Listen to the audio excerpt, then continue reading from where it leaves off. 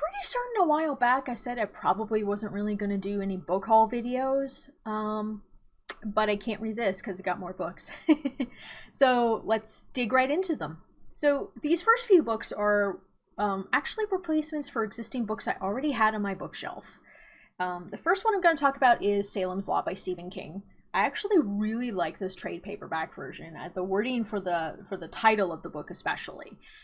For those of you who are not familiar with Salem's Lot, it's essentially Stephen King's more modern retelling of the Dracula story. You have a creepy house, the house on the cover there, and it becomes the focal point of everything negative that befalls the town when the protagonist Ben Mears returns to the town in the hopes that he can get more inspiration for his next novel. He's a novelist. This was the first Stephen King book I ever read. It's still the only one I've ever read, and it's really well done. I'm very happy with it, and I like this trade paperback not only because of how it looks, but also it's a little less thick on the spine. The mass market, I think, was a little bit thicker than this, so it gives me a little bit more room on the bookshelf, and it sits better with all the other trade paperbacks I have on my shelf. I have mostly trade paperbacks, and since I don't buy hardcover books, trade is the way to go, especially since mass market isn't really a thing anymore, except for those that were already published in it. The next replacement that I picked up is I Am Legend and Other Stories by Richard Matheson.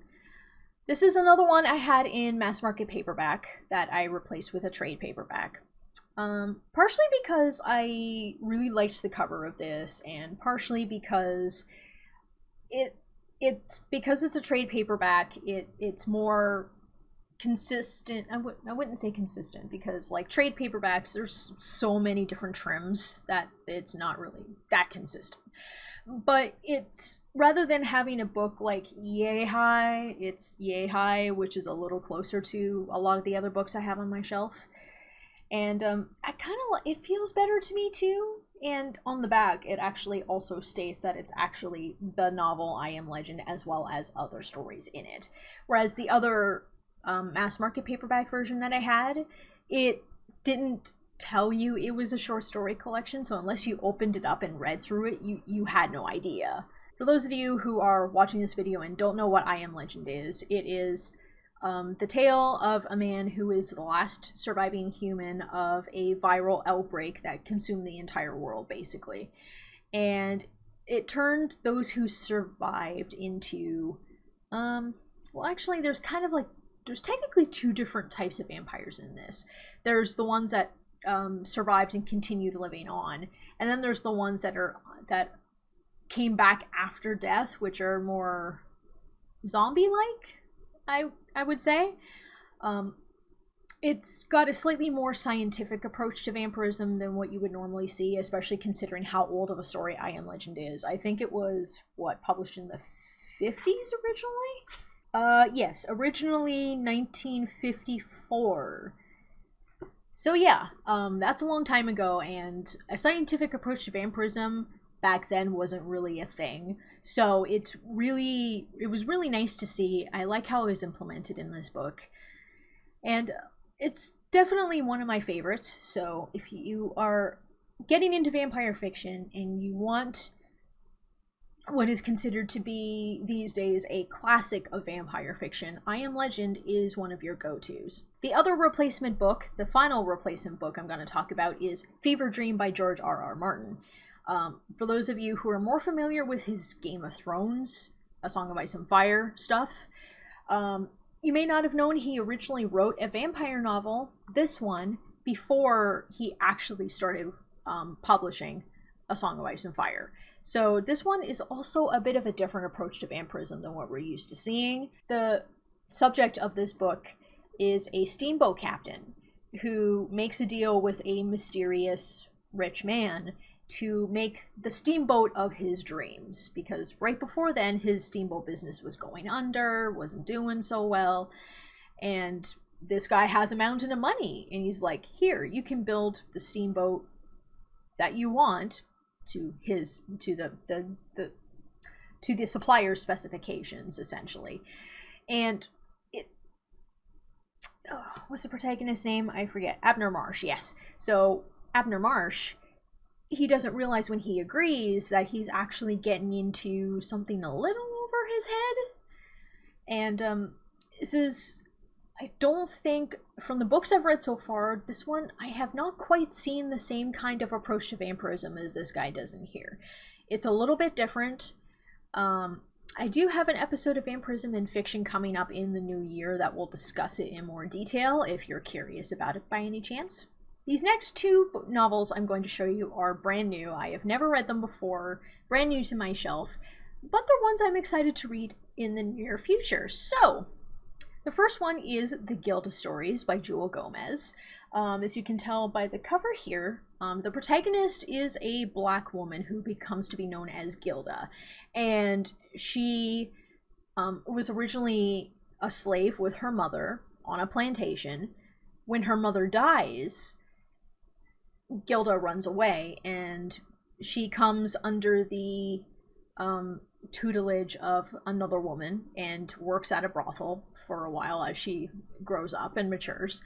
And when she's mature enough, Gilda is willingly initiated into a very small clan or coven of vampires.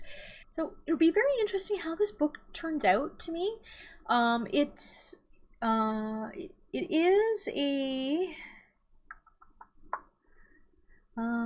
like it says on the back here, an instant lesbian classic when it was first published in 1991. The Gilda Stories has endured as an auspiciously prescient book in its exploration of blackness, radical ecology, redefinitions of family, and the erotic potential of the vampire story. So yeah, if that doesn't get you into it, I don't know what else will. I'm really excited to read this. Probably in between a couple of series. So the last individual novel I'm going to talk about is The Delicate Dependency by Michael Talbot. This is another one of those where it's considered these days to be one of those modern vampire classics that you have to read. It was published in 1982. The author died in the early 1990s, unfortunately, from leukemia. And let's see. Yeah, it takes place in Victorian London. And the protagonist, Dr. John Gladstone, he is a scientist, and he ends up becoming embroiled in the hidden vampire underground of Victorian London. And it'll be really interesting to see what this book is. I've heard good things about it online in my research. I've, of course, haven't delved into it too much because I don't want to spoil myself.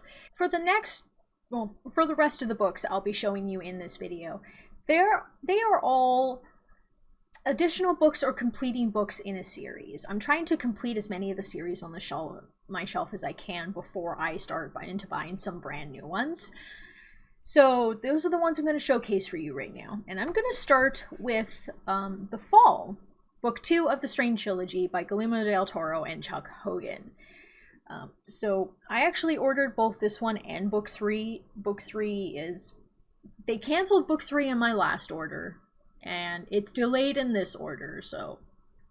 We'll see. I will get my hands on Book 3 eventually, but for now, I just have Books 1 and 2. And from this one, last week okay, so it sounds like, based on how the blurb on the back starts, that this takes place like a week after the start of the first book. So that's a really short time frame. But yeah, Manhattan's been taken over by vampires, and yeah, how are they gonna stop it? Read to find out. Ooh. But really, I've never seen the TV show adaptation of The Strain. I don't really care to. But, I mean, the premise of the series as a whole really attracts me quite a bit, especially with the potential of a more scientific approach to vampirism. So, yeah, I look forward to reading this trilogy when I finally get my hand on Book 3. So if you were watching one of my earlier book haul videos, you would know that I purchased, one of the books I purchased from my local Indigo was Halfway to the Grave by Janine Frost. It is the first in a series of paranormal romance novels that spans 7 books. And the protagonist on the cover, her name is Kat, and the series follows her and her eventual boyfriend, Bones. Who she's a half vampire and Bones is a vampire bounty hunter. So, I mean, it's got potential for some interesting stuff, but I'm not really one for romance, so I'm not really sure how I'm going to take it. But it was only 7 books, and I have since acquired the other 6 books. So book 2 is One Foot in the Grave. Book 3 is At Grave's End. Book 4 is Destined for an Early Grave. Book 5 is This Side of the Grave. Book 6 is One Grave at a Time. And the 7th and final book is Up from the Grave. These titles, what is it with paranormal romance novels and having punny titles? And not necessarily in a good way, but in a weird way. I don't know. But in any case, that is because I have all the books in the series, that is very likely going to be one of the series I tackle in the very near future.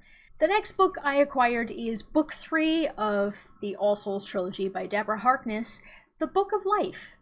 The All Souls trilogy follows a witch and her vampire boyfriend. So, yeah, that should prove interesting. Book 2 is on order, just like book 3 of the Strange trilogy, and just like the other book, it's been delayed. So we'll see if I can get my hands on it before the end of the year, or if it'll just take so long they'll cancel the order again. In any case, I like the consistency of the cover, because this matches up quite a bit with book 1 is the same kind of thing, but blue, and book 2 I think has got a purple cover on it, if I'm not mistaken. You can't have a shelf of vampire books without having young adult paranormal romance, because that's very much a thing these days. And another one of my book hauls a while back, I showed that I had books 1 and 2 of Vampire Academy, which is a 6-book series. And I recently acquired the other 4 books. Book 1 is titled Vampire Academy, book 2 is titled Frostbite. Book 3 is Shadow Kiss. Book 4 is Blood Promise. Book 5 is Spirit Bound. And book 6 is Last Sacrifice. One of the things I noticed about this series is, and I've noticed that Twilight has the same kind of thing going on, whereas the further you go along in the series, the thicker the books are. Hopefully that's justified, because I don't want to be reading through a book like this and go like, there are some chapters in here I could just yank right out and nothing's gonna change anything. But we'll see. For those of you who are not familiar with the Vampire Academy series, the main protagonist is, oh my gosh, what's her name again? Lissa Dragomir. Wow, okay. She is a Moroi princess. Moroi in this book it pulls from Slavic mythology, but Moroi in this series is a mortal vampire who is capable of utilizing magic. And then she has a guardian who is Rose Hathaway, her best friend, who is a Dampier, who is half human, half vampire. And I believe, at least it follows those 2 girls in this book at least. My guess is that follows them most of the way through the series as well, especially Lissa. But yeah, it'll be interesting to see how that series turns out, because there is the differentiation between the mortal vampires and the immortal ones. And the immortal ones are apparently kind of sketchy. So, yeah, whenever I get around to this series, it'll be interesting, I'm sure. And then the last few books I'm going to talk about for this video today are by Christopher Moore. He is a bit more of a comedic writer, and he wrote a series of books called Bloodsucking Fiends, which also happens to be the title of the first book in the series. And it, let's see, follows a woman named Jody who wakes up under an alley dumpster, suddenly being able to, well, she has a vampire thirst now. So I've never read any of Christopher Moore's stuff, so I don't know if his type of humor is going to mesh with me. Bloodsucking Fiends was book 1. I already had book 2, You Suck, for a while. I picked it up at the bookstore thinking it was book 1, and it turned out to be the middle one, so I'm like, I don't like reading a series, especially a trilogy, if I don't have all the books already so I can just blitz right through them. So now I had book 2, now I have book 1. And the third and final book, Bite Me. So this is probably one of the ones I'll tackle in the very near future as well. It'll be interesting to see if his blend of humor sits with me, because, like, I'm not really... Humor is very difficult with me. I love British humor, but other types of humor are very hit or miss, depending on what it is and how the comedian does it. So hopefully I enjoy it. I'm really hoping to enjoy it. We'll see. So there you have it. Those are the books I acquired in the past several months and added to my bookshelf. I would really like to know what your thoughts are on the books I picked up. Have you read any of them? Are there any books you are excited to pick up that you haven't read yet, or any series you're trying to finish your collections for? I would really like to hear about it in the comments below. And with that, I would like to thank you for watching this video today, and I will talk to you later. Bye!